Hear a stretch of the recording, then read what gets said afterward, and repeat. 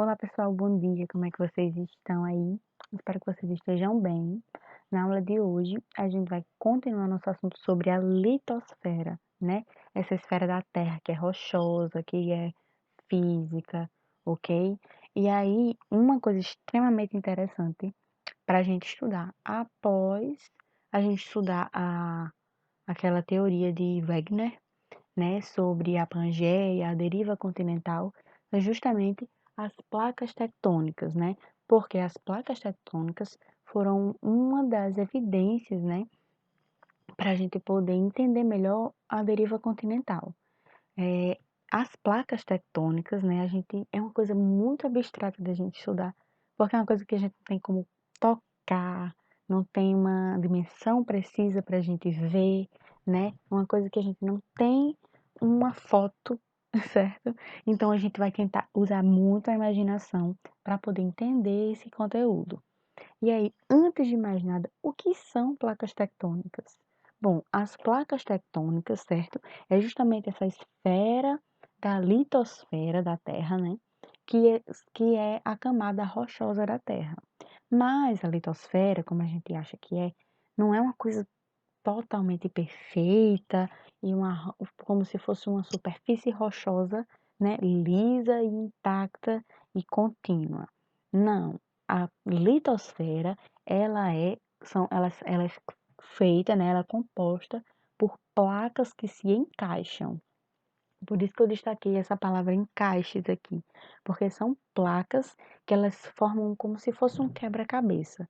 Cada placa tem um formato diferente e elas vão se preenchendo.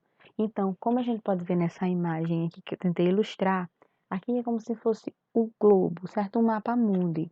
E aí, no lugar a gente vê, geralmente a gente vê os continentes, né? Mas aí aqui tem as placas tectônicas, ok? Então, aqui a gente consegue entender mais ou menos que são placas, por exemplo, elas cobrem toda a superfície da Terra, mas não são contínuas, elas são quebradas, são rochas, como se fossem blocos assim, que elas estão próximas.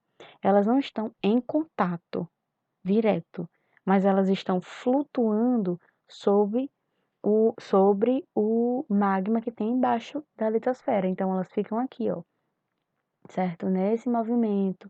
Mas essa distância entre uma e outra é pequeno, é curto, certo? Mas aí a gente tem cada borda da placa tectônica, o lugar da placa, assim, que é mais turbulento, onde acontecem as coisas. Então, aqui no Brasil, nós não temos tanta atividade tectônica, por exemplo, vulcão, nós não temos vulcões ativos, nós não temos terremotos. Mas por que que isso acontece? Porque o Brasil, pessoal, fica exatamente dentro dessa placa aqui. Ele fica bem no meio da placa, mais ou menos aqui, ó. É como se o Brasil estivesse aqui. Então, ele está num ambiente extremamente estável, certo? Então, ele não tem tanta interferência dos acontecimentos, né, que ocorrem nas bordas. Nessa região aqui, por exemplo, desse encontro de placas, nós temos a formação de algumas cordilheiras. Aqui também, por exemplo, ó, nessa daqui. Nesse encontro aqui de placas, nós temos a Cordilheira dos Andes. Então, é uma das maiores formações rochosas, né, do planeta inteiro. E por que que isso acontece? Porque as placas, como elas estão em constante movimento, elas se movimentam. O que é que acontece? Esse movimento, né, elas estão lá, né, paradinhas assim, não paradinhas, né, elas estão em movimento, elas estão ali naquele fluxo, como se você botasse alguma coisa para flutuar na água, né? Elas vão ficar em movimento. Só que aí, se essas placas se afastarem, o que é que acontece? Aqui embaixo tem magma. Afastou, o magma, ó, pode sair para a superfície, né? Ou então, convergiu, vai ter o quê? Um terremoto, um choque de placas, né?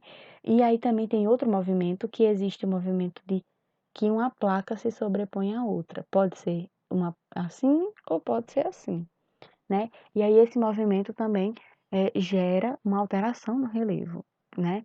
Então, nós temos alguns movimentos que as placas tectônicas têm, né?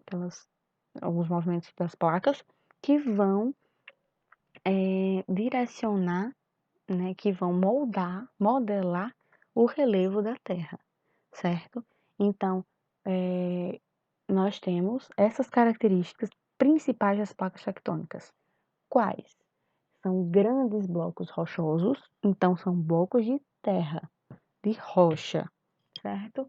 Se movimentam, elas não são estáticas, elas estão o tempo todo em movimento, né? Como eu disse, elas não vão estar o tempo todo se convergindo. Quando elas se convergem ou elas se separam, aí sim acontece algum fenômeno, mas elas estão em constante movimento. E elas são diferentes. Não são, por exemplo, perfeitinhas, quadradinhos, bem encaixados. Eles são, como a gente vê aqui, né? Ó, são diferentes. São blocos que vão se encaixando, certo? De acordo com as suas individualidades, ok? Então, a aula de hoje fica por aqui. Qualquer dúvida que vocês tiverem, podem me perguntar, ok? Até a próxima aula.